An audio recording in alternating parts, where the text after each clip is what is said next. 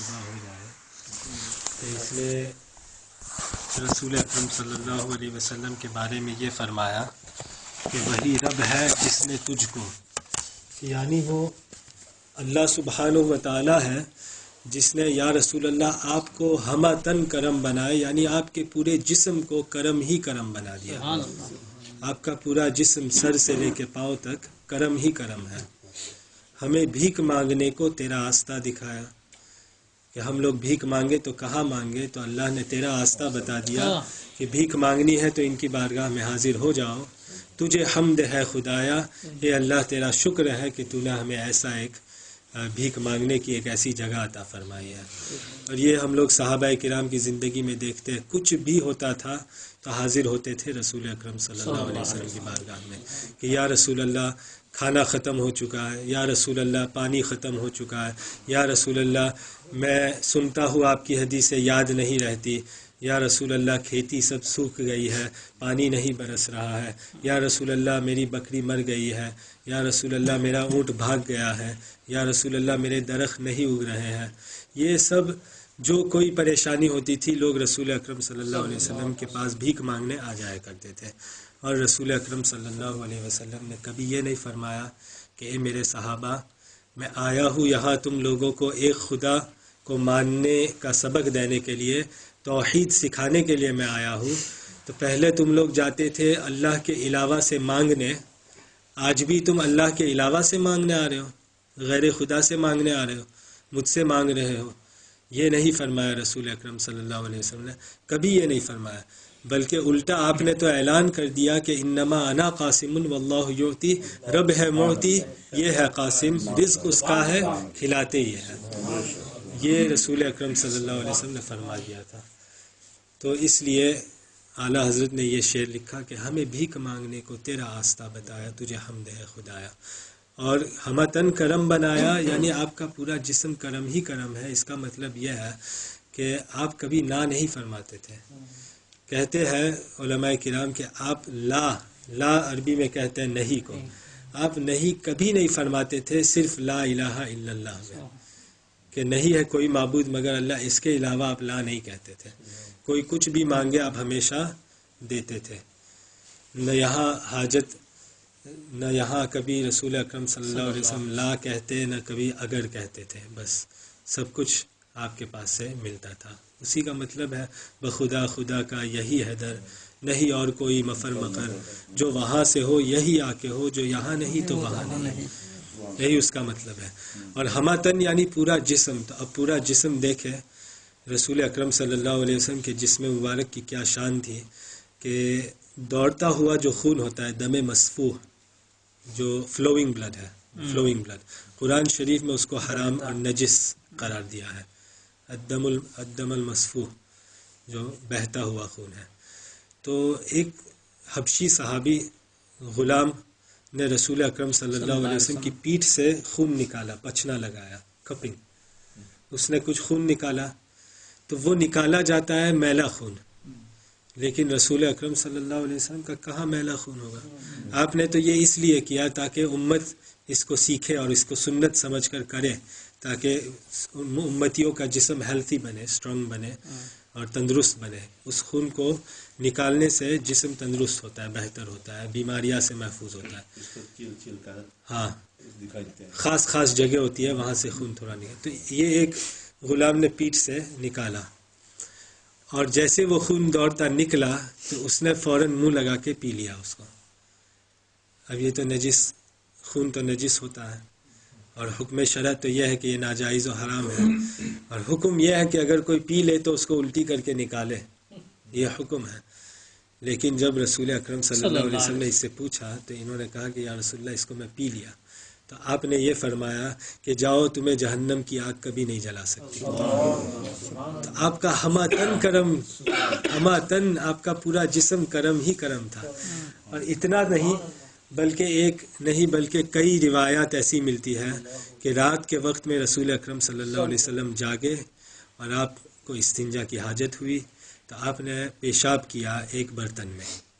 اس زمانے میں تو استنجا خانہ نہیں تھا، وہ برتن میں نجاست استنجا وغیرہ کر لیتے تھے، پھر اس کو صبح میں پھینک کے آتے، جو کچھ کرنا ہوتا اس کو کرتے تھے۔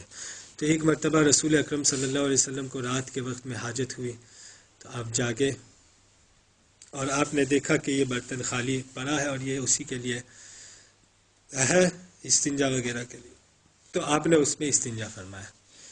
یہ خاص جو برتن ہوتے تھے اس زمانے میں اسی میں اجازت ہے، ہاں ہمیں کوئی اجازت نہیں کہ کسی بھی برتن میں اٹھا کے کہے کہ سنت ہے، لا حول ولا قوت الا باللہ، ایسی بات نہیں ہے۔ یہ اس وقت ایسے خاص کچھ برتن ہوتے تھے، تو آپ نے استنجا کیا اور اس کو آپ نے ڈھانک کر رکھ دیا۔ اب ایک روایت ہے سیدہ ام سلیم کے بارے میں کہ آپ جاگی اور آپ کو پیاس لگی تھی، تو اب آپ نے تلاشا کہ کچھ پینے کو ملے، تو بہت خوشبو آ رہی تھی اس برتن سے، تو آپ نے جب اس کو کھولا دیکھا کہ بہت خوشبودار یہاں کوئی پینے کی چیز رکھی ہوئی ہے، یہ تو کوئی پیشاب کا برتن تو نہیں ہو سکتا، اتنی خوشبو یہاں تو کیسے آ رہی ہے؟ آپ نے اس کو پی لیا۔ اب صبح میں پتہ چلا کہ یہ رسول اکرم صلی اللہ علیہ وسلم نے وہاں پیشاب فرمایا تھا اور یہ انہوں نے پی لیا۔ تو اب رسول اکرم صلی اللہ علیہ وسلم کی بارگاہ میں عرض کرتی ہے، یا رسول اللہ میں کیا کروں، اتنی خوشبو آ رہی تھی، میں کیا کروں؟ تو آپ نے یہ نہیں فرمایا کہ یہ تو ناجائز ہے، ایسا آئندہ کبھی مت کرنا، بلکہ آپ نے اسے بھی یہی فرمایا کہ جاؤ جہنم سے تم پاک ہو گئی، جہنم کی آگ تمہیں نہیں جلا سکتی۔ تو یہ دیوانوں کی بات ہے کہ ایسا ایسا ہوتا تھا، اور رسول اکرم صلی اللہ علیہ وسلم کا پیشاب تک صحابہ کرام نے پی لیا اور ان کو یہ فائدہ ہو گیا۔ تو آپ کا پورا جسم کرم ہی کرم تھا۔ پھر اعلیٰ حضرت امام احمد رضا رضی اللہ تعالیٰ نے ارشاد فرماتے ہیں کہ تم ہی حاکم برایا، برایا کا معنی ہوتا ہے مخلوق، مخلوق خدا، اور تم ہی یعنی آپ ہی حاکم ہیں، آپ ہی کو اللہ نے حاکم برایا بنایا۔ حاکم آپ ہی ہے، آپ جس کو چاہے حکم دے تو وہ ہونا ہی ہے۔ مثلا رسول اکرم صلی اللہ علیہ وسلم کے بارے میں ہم لوگوں نے کتنا دیکھا کہ جب حکم فرمایا درخت کو کہ یہاں آ جاؤ، تو وہ درخت زمین میں سے نکل کر اپنے روٹس کو زمین میں سے کھینچ کر نکال کر آ جاتا تھا۔ کبھی کبھی سفر میں رسول اکرم صلی اللہ علیہ وسلم کو استنجا کی حاجت ہوتی تھی، تو درخت بہت دور ہوتے تھے، تو آپ یہی سے پکارتے تھے کہ آ جاؤ اور مجھے یہاں پردہ عطا فرماؤ تاکہ میں یہاں استنجا کروں۔ تو وہ درخت آ جاتے تھے، آپ استنجا فرماتے تھے، پھر اپنی جگہ پہ واپس چلے جاتے تھے۔ تو یہی مطلب ہے حاکم برایا۔ اور کئی مرتبہ یہ واقعہ پیش آیا کہ کوئی آیا کہا کہ آپ ہی محمد ہیں، تو کہا ہاں میں محمد ہوں صلی اللہ تعالیٰ علیہ وسلم۔ تو آپ اللہ کے نبی ہیں تو مجھے کوئی معجزہ دکھائیے۔ تو آپ کبھی کہتے تھے کہ جاؤ فلاں درخت کے پاس جاؤ اور اس سے کہو کہ محمد نے تمہیں حکم دیا ہے کہ تم وہاں حاضر ہو جاؤ۔ تو وہ دیکھتا، جا کے بولتا، تو بولنے کے بعد وہ دیکھتا کہ وہ فوراً بھاگے بھاگے رسول اکرم صلی اللہ علیہ وسلم کی بارگاہ میں حاضر ہوتا تھا درخت۔ اور کبھی کبھی کھجور آپ فرماتے تھے تو وہ نیچے اتر کے آتا تھا اور آپ کی بارگاہ میں آپ کے قدموں میں گر جاتا تھا۔ اور لوگوں کے ساتھ بھی یہ حال تھا، جب آپ ایسا حکم فرما دیتے تھے کہ رک جاؤ تو وہ آدمی رک جاتا تھا، وہاں سے ہل نہیں پاتا تھا۔ یہ وہی بات ہے، وہ زباں جس کو سب کن کی کنجی کہے، اس کی نافذ حکومت پہ لاکھوں سوال۔ جنگ کے میدان میں ایک صحابی کا واقعہ، اور ایسے کئی روایت ہیں۔ ایک روایت میں ہے کہ وہ آئے رسول اکرم صلی اللہ علیہ وسلم کی بارگاہ میں، جنگ چل رہی ہے گرما گرم، یا رسول اللہ صلی اللہ علیہ وسلم میری تلوار ٹوٹ چکی ہے، اب میں کیا کروں؟ آپ صلی اللہ علیہ وسلم درخت میں سے ایک ٹہنی کو توڑ کے نکالتے اور کہتے لیجئے یہ تلوار ہے تمہاری، جیسے وہ ہاتھ میں پکڑتے وہ تلوار بن جاتی تھی۔ تو یہ آپ کا حال تھا کہ آپ پوری مخلوق خدا بندہ کے حاکم تھے۔ ہجرت کے موقع پہ جب آپ ہجرت کے لیے جا رہے تھے مدینہ شریف کی طرف، اس وقت جو گھوڑا پیچھا کر رہا تھا تو آپ نے کہا رک جا، تو فوراً رک گیا، دھس جا تو دھسنے لگا وہ۔ یہ سب حکومت ہے رسول اکرم صلی اللہ علیہ وسلم کی۔ یہ مطلب یہ نہیں کہ کبھی کبھی آپ کی مرضی کے خلاف باتیں ہوتی تھی، وہ آپ کی مرضی کی بات ہوتی تھی۔ جب آپ چاہتے تھے تب اپنا حکم چلاتے تھے، اور جب چاہتے تھے تو چھوڑ دیتے تھے۔ یہ رسول اکرم صلی اللہ علیہ وسلم کی خود کی مرضی تھی۔ آپ چاہتے تو فرماتے ہیں لو شئت لسارت معی جبال الذهب، اگر میں چاہوں تو سونے کے پہاڑ میرے ساتھ ساتھ چلے، میں ایک قدم لوں تو وہ بھی میرے پیچھے پیچھے آئے۔ سونے کے پہاڑ، یہ آپ صلی اللہ علیہ وسلم کا حال تھا، لیکن آپ نے اختیار فرمائی تھی غریبی زندگی، اور کتنا آپ میں حلم تھا، حلم کا مطلب ہوتا ہے کہ نہیں اچھا لگتا لیکن پھر بھی اس کو چھوڑ دے ویسے ہی. اللہ سبحانہ و تعالیٰ کی ایک صفت ہے الحلیم. الحلیم ہوتا ہے صبر کی طرح. ایک تو ہے الصبور اور ایک ہے الحلیم، سب سے زیادہ صبر کرنے والا اور سب سے زیادہ حلم والا، بردباری والا، یہ مطلب ہوتا ہے. تو حلم اور صبر دونوں قریب قریب ایک طرح ہوتے ہیں، لیکن اس میں فرق ہے. فرق یہ ہے کہ صبر آدمی کے لیے اس وقت زیادہ بولا جاتا ہے جب آدمی کے پاس طاقت نہ ہو جواب دینے کی، ایسے کے لیے بھی استعمال ہوتا ہے. مثلا آدمی خوب مار رہے ہیں اس کو اور یہ صبر کر رہا ہے بیچارہ. آدمی اس کا خوب مذاق اڑا رہے، گالی دے رہے، وہ صبر کر رہا ہے. تو اسے آدمی کو صابر کہتے ہیں.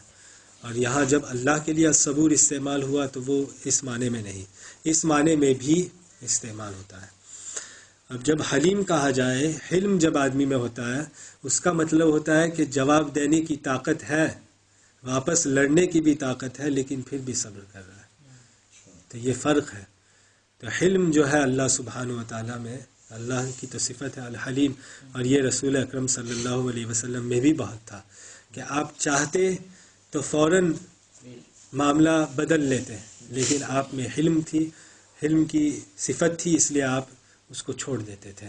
ابو جہل کے بارے میں ہے کہ آپ جب مکۃ المکرمہ میں کعبہ کے باہر جب آپ اپنے صحابہ کو تعلیم فرماتے تھے تو ابو جہل پیچھے کھڑے کھڑے بری بھلی باتیں کہتا تھا، بری بھلی باتیں کہتا تھا. اب رسول اکرم صلی اللہ علیہ وسلم اگر چاہتے تو بس ایک مرتبہ کہتے تھے کہ تیرا منہ بند ہو جائے، اس کا منہ بند ہو جاتا. لیکن یہ حلم اور بردباری تھی آپ میں کہ آپ نہیں کہتے تھے، آپ خاموش رہتے تھے. بلکہ الٹا آپ نے تو یہ درس دیا لوگوں کو، آپ فرماتے تھے کہ اللہ اس کو ہدایت عطا فرمائے، اللہ اس کو ہدایت عطا فرمائے، اللہ اس کو ہدایت. یہ آپ فرماتے تھے، یہ آپ کا طریقہ تھا. اس سے ہم لوگوں کو بھی سیکھنا چاہیے کہ جو لوگ ہمیں برا بھلا کہتے ہیں تو کبھی کبھی ان کے لیے دعائیں بھی کر لینی چاہیے کہ اللہ سبحانہ و تعالیٰ ان لوگوں کو ہدایت عطا فرمائے. اور اعلیٰ حضرت فرماتے ہیں تم ہی قاسم عطایا، جتنی بھی اللہ کی نعمتیں ہیں عطایا ہے وہ سب کے قاسم آپ ہیں. جیسے پہلے شعر میں ہم نے سنا، تم ہی دافع بلایا، بلا مشکلات پریشانیاں جو بھوت پری جن سے بھی ہوتے ہیں اور انسانوں سے بھی ہوتے ہیں، گورنمنٹ کی طرف سے بھی ہوتا ہے، ہر طرح کی پریشانی بیماری وغیرہ جو کوئی بھی بلا ہو وہ سب بلا میں شامل ہے. اور تم ہی دافع ہو ان سب کے. دافع یعنی دفع کرنے والے. تم ہی دافع بلایا یعنی تم ہی سب بلیات اور مشکلات اور پریشانیوں کو دفع کرنے والے. اسی لیے اعلیٰ حضرت فرماتے ہیں کہ کیوں رضا مشکل سے ڈری ہے، مشکل سے کیوں ڈرے. جیسے ابھی فیصل صاحب نے نعت شریف میں سنایا کہ جو لوگ رسول اکرم صلی اللہ علیہ وسلم کی الفت میں رہتے ہیں تو انہیں غم سے کیا گھبرانا ہے، وہ نہیں گھبراتے. تو یہی حال ہے. اعلیٰ حضرت فرماتے ہیں کیوں رضا مشکل سے ڈریے جب نبی مشکل کشا ہے. جب ہمارے ہی نبی مشکل کشا ہے، جب یہی مشکل کشا ہے تو ہم کیا مشکل سے ڈریے.